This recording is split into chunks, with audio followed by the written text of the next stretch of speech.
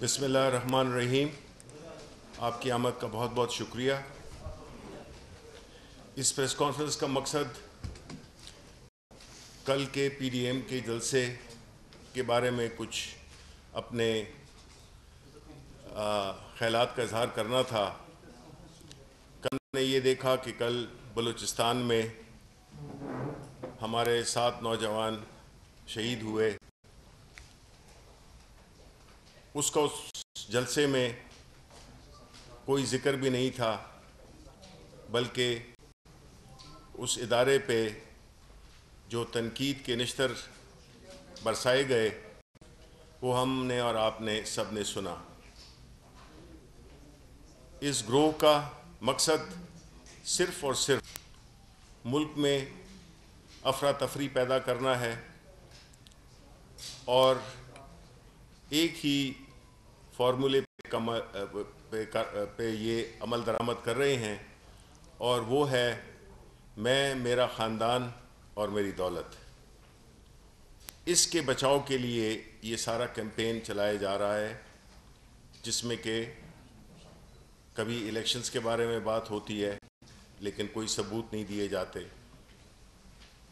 اور ایک ایسا طریقہ کار اختیار کر رہے ہیں اور ایسی تجاویز دے رہے ہیں جس سے کہ ایک الیکٹڈ حکومت، ایک جمہوری طریقے سے الیکٹڈ حکومت کو غیر جمہوری طریقے سے گرایا جائے، پھر ان کو لایا جائے اور اس کے بعد پھر ادارے نیوٹرل ہو جائیں. یہ لب لباب ہے ان کی ساری چیخ و پکار کا. اور دوسری طرف جمہوری حکومت سے پہ ایسا پریشر ڈالنا جس سے کہ ان کو اپنے کیس میں آسانیاں سب ٹھیک ہو جائے گا. تو جس طرح کے تقریر وہاں پہ کی گئیں اس پہ میرے کولیگز روشنی ڈالیں گے، لیکن یہ ظاہر ہو گیا ہے کہ جو کل کا جو جلسہ تھا، جو کہ بے نظیر شہید کی برسی تھی، اور برسی کا جو ہمارے کلچر میں رواج ہے کہ اس میں دعا ہوتی ہے اور کوئی ایسی باتیں نہیں کی جاتی، اس کو ایک سیاسی اکھاڑا نہیں بنایا جاتا. تو ہمارے حساب سے تو کل محترمہ بے نظیر بھٹو شہید وہ مر چکی ہیں، کیونکہ ان کے اور ان کے والد صاحب کے مزار پہ جس طرح کا ان کے دشمنوں کو لا کے بٹھایا گیا، وہ لوگ جنہوں نے کہ ساری عمر بے نظیر بھٹو کو تکالیف دیں، ذوالفقار علی بھٹو کو تختہ دار تک پہنچانے میں سہولت کار بنے، آج وہ باہوں میں باہیں ڈال کے بیٹھے ہوئے ہیں.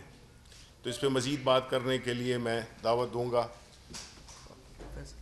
فیصل کو کہ وہ بات کریں. شکریہ شبری صاحب، شکریہ آپ لوگوں کا. دیکھیں جی، کل آپ نے ایک گڑھی خدا بخش میں ایک مریم نواز کی گردن سے جو بیماری اور ان کے دماغ تک جا چکی، ایک فرسٹریشن، ایک بیچارگی اور ایک پریشانی اور ایک رونا دھونا جو اس نے مچایا ہوا ہے اقتدار کی بھوک کے اندر، کچھ سوالات اور کچھ چیزیں انہوں نے پیش کی قوم کی خدمت میں ایز یوزول جھوٹ اور فریب کے ساتھ. ان کا جواب دینا ضروری تھا. مریم نے کہا، مریم سے پوچھا گیا کہ تمہاری کوالیفیکیشن کیا ہے، کس کے تحت تمہیں لیڈر مان لیں، تم نے کیا جد و جہد کی ہے، کیا تم نے کبھی ٹوسٹ کے اوپر مکھن لگایا، کیا تم نے کوئی جد و جہد کی، کوئی جمہوریت کے لیے کام کیا. یہ کون سی میرٹ ہے جس کے اندر 70 سال کے لوگ، 65 سال کی عمر کے لوگ ہاتھ باندھ کے پیچھے غلاموں کی طرح کھڑے ہوئے ہیں.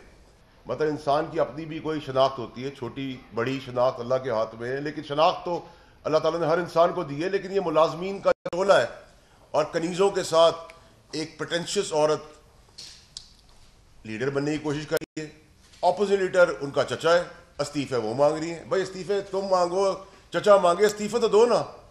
اگر بلائیں گے تو آؤ گے، یہ کیا ڈرامہ ہے. تو ایک تو یہ کہ میرٹ کدھر کھڑی ہے، لوگ اس کو کس طرح لیڈر ماننا چاہتے ہیں، لیڈر بنانا چاہتے ہیں، اور جو لوگ پیچھے کھڑے میں ہاتھ باندھ کے ان کا کیا کنسرن ہے، کیا سور ہے، یا وہ پیدا ہی غلام ہوئے تھے اور ملازم ہیں اور ملازم ہی رہیں گے اور آگے بھی دنیا سے بھی ملازمت کرتے ہوئے نکل جائیں گے. پھر کہا الیکشنز چوری ہو گئے. 2.5 سال بعد الیکشن چوری کی بات آئی تو بھائی ثبوت دو الیکشن چوری ہونے کے. الیکشن رگ ہوئے تو اس کی ثبوت دو. الیکشن کمیشن کیوں نہیں گئے؟ ٹریبونلز پہ کیوں نہیں گئے؟ کورٹوں میں کیوں نہیں گئے؟ 13 اور 18 کا کمپیریزن کریں تو آپ کے سامنے ہے پٹیشنز. جو پٹیشن 40 لگی آج 18 کے الیکشن میں، اس میں 20 تو پی ٹی آئی کی ہے، اور اس سے پہلے 140 لگی. تو کمپیریزن تو آپ کے سامنے ہے. تو یہ اچانک سے 2.5 سال میں ایسا کیا ہوا ہے؟ کیا وجوہات ہے جس کی وجہ سے یہ سب کچھ ہوا؟ تیسری چیز یہ کہ آپ پیناما کے اندر مریم نواز، مریم صفدر، پتہ نہیں کیا کیا نام ہے، بینیفیشری اونر تھی. ان کا جواب آج تک آپ نے نہیں دیا.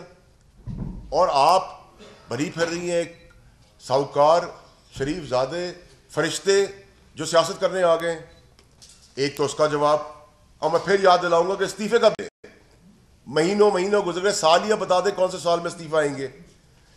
پھر فرمایا کہ جی سیشن کے اندر فوجی اپنی جانیں قربان کرتے ہوئے سوچ رہے ہوں گے ان کی تنخواہیں نہیں بڑھی، وہ گھر میں روٹی کیسے کھلائیں گے.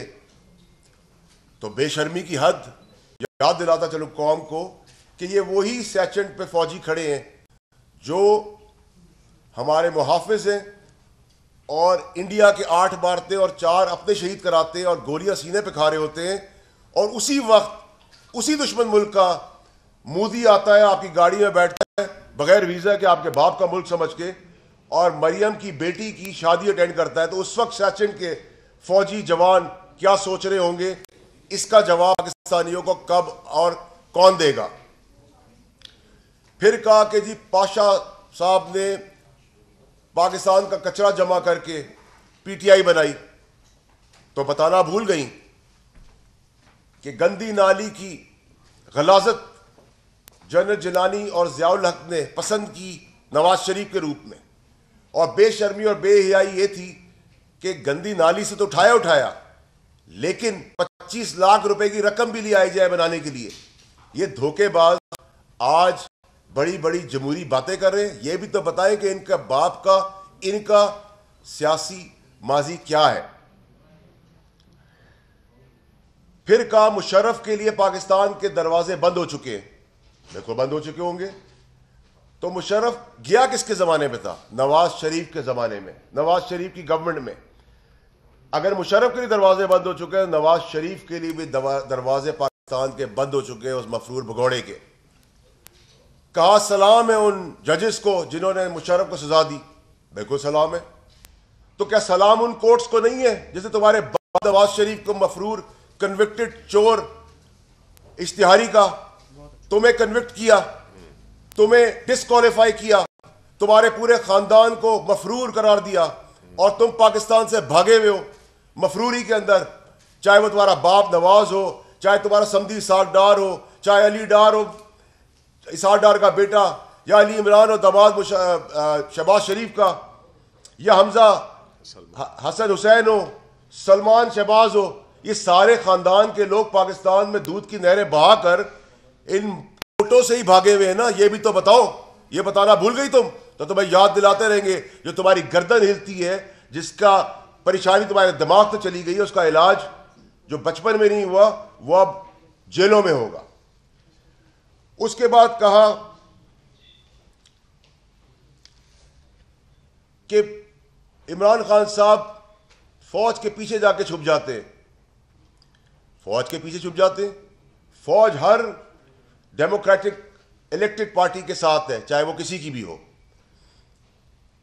تو آپ یہ بتائیں کہ آج ان کو آپ برا بھلا کہہ رہے ہیں، کیوں برا بھلا کہہ رہے ہیں؟ ان کو تو اپوائنٹ آپ نے خود کیا تھا چیف آف آرمی اسٹاف، ان کو تو آپ نے ایکسٹینشن خود دی تھی. تو پھر آج آپ کو تکلیف کس چیز کی ہو گئی ہے؟ جب آپ کے رشتے دار اعلیٰ عہدوں پہ بیٹھے ہوئے تھے، ہم نے تو اعتراض نہیں کیا، کیونکہ نہ فوج کا جمہوریت میں اور گورنمنٹ میں کوئی کام ہے، نہ گورنمنٹ کا فوج کے ساتھ ان کے عام دنوں کے معاملات میں کوئی کام ہے، پیشہ ورانہ. یہ بھی آپ بتانا بھول گئی. پھر فرمایا کہ سی او ڈی میں جب میری محترمہ شہید سے ملاقات ہوئی تو میں ان کی فیملی ممبر بن گئی پیپلز پارٹی کی. بے شرمی کی کوئی حد ہوتی ہے. سی او ڈی میں بھی تم لوگوں نے، نواز شریف نے پیپلز پارٹی کی پیڑ پہ چورا گھوپا، دھوکہ دیا، فریب کیا، الیکشنز بائیکاٹ کر کر पतली गली से निकल गए और इलेक्शन लड़ने आ गए, क्योंकि इक्तदार का जो हवस है वो उस वक्त भी खत्म नहीं हुई। और वो मोहतरमा शहीद जिसकी कब्रिस्तान में तुम कल बैठी थी बेशर्मी के साथ, तुम्हें शर्म नहीं आई जब तुम्हारे बाप ने, नवाज शरीफ ने, उसकी कैरेक्टर असैसिनेशन की, किरदार कुशी की, जहाजों से उनकी और उनकी वालदा के लिए बातें की। तुमने कहा कि तुम्हारा भी कंपैरिजन बीबी के साथ है। बीबी शहीद ऑक्सफोर्ड की पढ़ी हुई थी, नेचुरल औरत थी, दलेर औरत थी, डेमोक्रेसी के लिए काम किया था। तुम नालायक हर कॉलेज से निकाली गई, सिफारशी, पोटेंशियस, सिवाय कनीजों की वाह वाह के अलावा तुम्हें आता क्या है? तुमने कहा कि कराची में मेरे कमरे में अटैक हुआ, तुम्हें उस वक्त भी शर्म नहीं आई कि तुम उस वक्त भी कहती जिस बेचारे शौहर ने वो सख्त टाइम काटा उसका नाम लेते हुए तुम्हें शर्म आई? तुमने वो भी क्रेडिट अपने खाते लिया अपने बाप की तरह। उसके बाद आप आ जाए इकोनॉमी के ऊपर। कल बड़ी बड़ी बातें की गई, इकोनॉमी में बताना भूल गई तुम कि पाकिस्तान की सबसे बेहतरीन टेक्सटाइल पॉलिसी इमरान खान के एतवार में हुई। सियालकोट, फैसलाबाद, गुजरावाला में पहली दफा पाकिस्तान की हिस्ट्री में हुआ है कि लेबर मिलना मुश्किल हो गई है, क्योंकि सब 24 घंटे राउंड द क्लॉक काम कर रहे हैं। स्टॉक एक्सचेंज को आप देखें, सीमेंट को आप देखें, कार मैन्युफैक्चरिंग को आप देखें, बाइक्स को आप देखें। नेशनल बैंक ने 26 बिलियन का फायदा किया 9 महीने में। एक सियासी लोन नहीं, एक सियासी भर्ती रही। आरिफ उस्मानी और उनकी टीम को मुबारकबाद पेश करता हूं इमरान खान साहब की तरफ से। ये सब चीजें बताना भूल गई तुम। और आखिर में 2 चीजें, जरदारी साहब ने बड़ी जबरदस्त बात की, क्योंकि प्लेयर तो वही हैं। उन्होंने कहा मैं दूध में से मक्खी निकाल लेता हूं, और इसी तरह पीडीएम को मक्खी की तरह उठा के दूध से बाहर फेंका और अपने आप को डिस्कनेक्ट किया और कहा जमहूरियत जो है वो सबसे बड़ा रिवेंज है, इसका मतलब कोई इस्तीफे नहीं आने वाले। तुम तालियां बजाओ बरसी के ऊपर जहां दुआ पढ़नी चाहिए, तुम नाक रगड़ो, तुम फूल चढ़ाओ, तुम जिंदाबाद के नारे लगाओ पीपल्स पार्टी के। तुम्हारी जिंदगी में अब यही चीजें रह गई हैं। तुम्हारा जो ख्वाब है वजीर आजम हाउस का और तुम्हारे बाप का जो मफरूर है, जो भागा हुआ है, भगौड़ा है, जो इश्तिहारी है, वो कभी पूरा नहीं होने वाला इंशाअल्लाह। तो उन्होंने कहा कि democracy is the best revenge. तो डेमोक्रेसी तो सिस्टम चलने का नाम है। और क्यों करेगी पीपल्स पार्टी ये काम, जब सेनेट में वो सेकंड लार्जेस्ट पार्टी बनने जा रही है, उनका सेनेट में ऑपोजिशन लीडर आने वाला है, वो तुम्हें प्लेट में तुम्हें बाप की चोरियों के ऊपर तुम्हारा साथ देंगे। आखिर में मौलाना साहब पे आ जाए, फजलुर रहमान पे। फजलुर रहमान साहब को मामू बनाते बनाते पहले तो बड़े बना रहे थे, अब बच्चे भी बना रहे। बिलावल साहब खुद चल के गए शेरपाव साहब के पास, बेंगल साहब के पास, लेकिन इसको समझा ही नहीं कि इसके पास जाके इसको इनवाइट करे। जरदारी साहब ने ऊपर से इनवाइट किया, क्योंकि आपको तो पता है जरदारी साहब को खेलना आता है। और उसके बाद जब नहीं बुलाया तो उन्होंने किराया भी मांगा कि 7 पोस्टिंगें कर दो मेरे लोगों की, वो भी नहीं। और आखिर में जब वो भी कुछ नहीं हो सका और पीडीएम पिटती पिटती पिट गई, तो आपने एक मौलवी अपनी पार्टी से खड़ा करके कहा कि हम जर्नैलों की और फौजियों की गर्दनें उड़ाएंगे और हम उनको उल्टा टांगेंगे। तुम्हारे बाप का मुल्क है, तुम जुर्रत तो करके दिखाओ। तुम फौजियों की और जर्नैलों की और फौज की बातें करते हो, तुम एक आम आदमी के साथ करके दिखाओ, तुम्हें उसी तरह उल्टा लटकाएंगे चौक के ऊपर, तुम्हें बताएंगे कि गवर्नमेंट की रेट क्या होती है। ये सब बातें मैं आपके तवज्जुह से करना चाहता था, जो कल एक झूठ, फरेब, बेईमानी, मक्कारी, अयारी के साथ उस गर्दन तोड़ बीमार औरत मरियम नवाज ने की, तो उसका ये जवाबी चीजें हैं ताकि कौम को पता चल सके कि सच क्या है और झूठ क्या है। बाकी चीजें मैं फवाद चौधरी साहब से रिक्वेस्ट करूंगा कि वो आगे लेके चले। वैसे तो आपने सारा मामला जो है वो बड़ा समराइज कर दिया है, इससे चल रहे और जो ज़्यादातर गुफ्तगू है वो आपने उसमें बड़ा अच्छे तरीके से बात कर दी है। देखिए कि पहली बात तो मैं ये समझता हूँ कि कल का जो जलसा है वो पीपल्स पार्टी के लिए शर्म और नून लीग के लिए इबरत का मुकाम है कि आप देखिए कि बुलाने वालों को शर्म नहीं आई कि किन को बुला रहे हैं, اور جانے والوں کو عبرت آنی چاہیے تھی کہ جا کہاں رہے ہیں۔ 1980 سے لے کے 1979 میں جب مارشل لاء لگا تھا تو وہ لوگ جنہوں نے مٹھائیاں بانٹی تھیں ان میں نواز شریف صاحب کی فیملی بھی شامل تھی۔ میاں شریف صاحب جو تھے اس وقت جنرل ضیاء الحق صاحب کے دست راست تھے، اور جب پھانسی لگی ذوالفقار علی بھٹو کو تو جو خاندان مٹھائیاں بانٹ رہے تھے ان میں میاں شریف کا خاندان بھی شامل تھا۔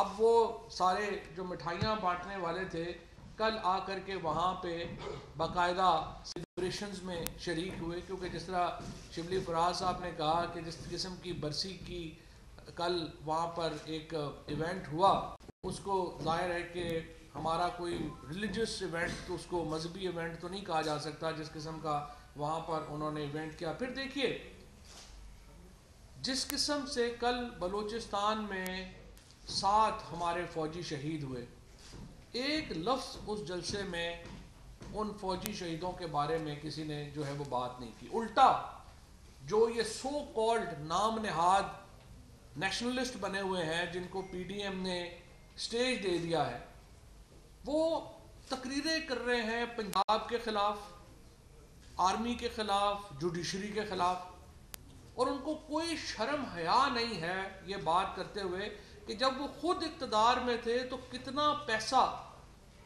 بلوچستان میں گیا، کتنا پیسہ باقی صوبوں میں گیا۔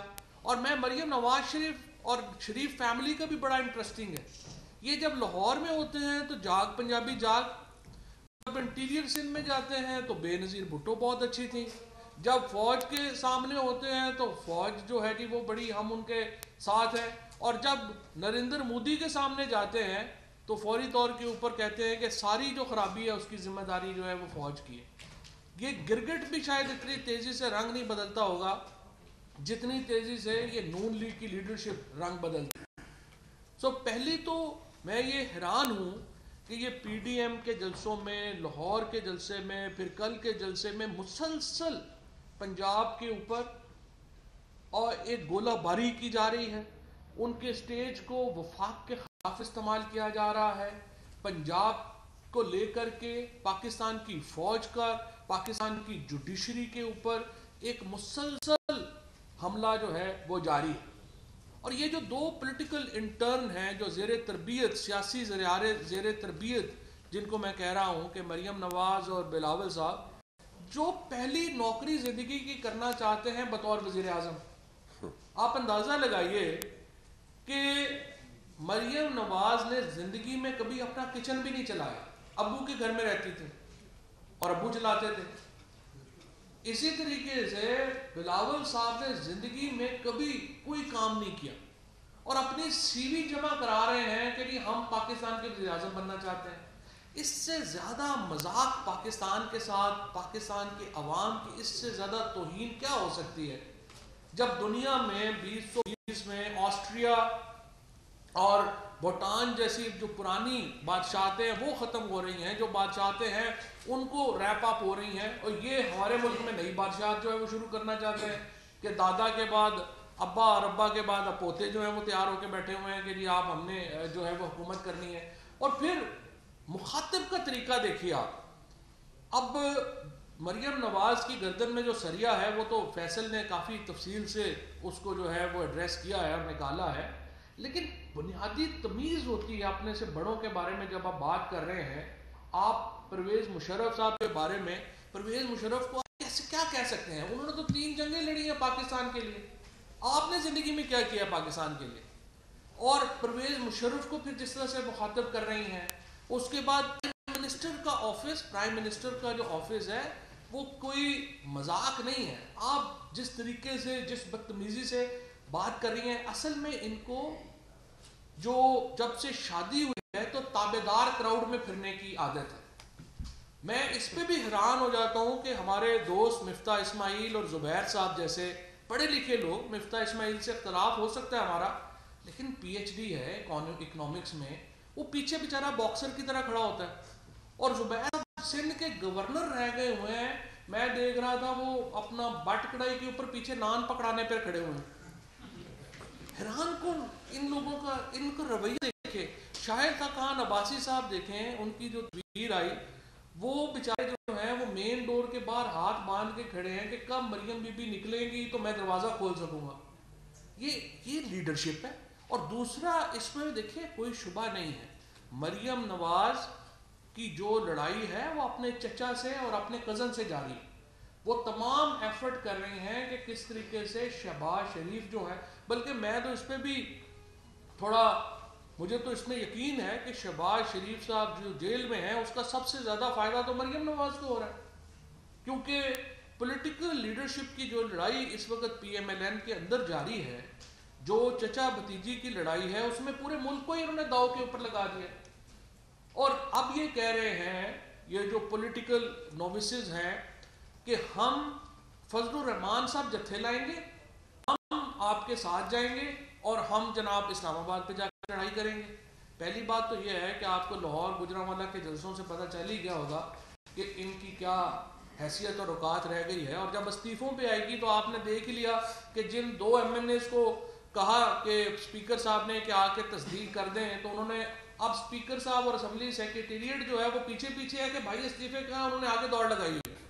ان کو پکڑ وہ ہاتھ میں نہیں آ رہے, پکڑ بھی نہیں آ رہے کہ بھائی جان آ کے تصدیق کریں.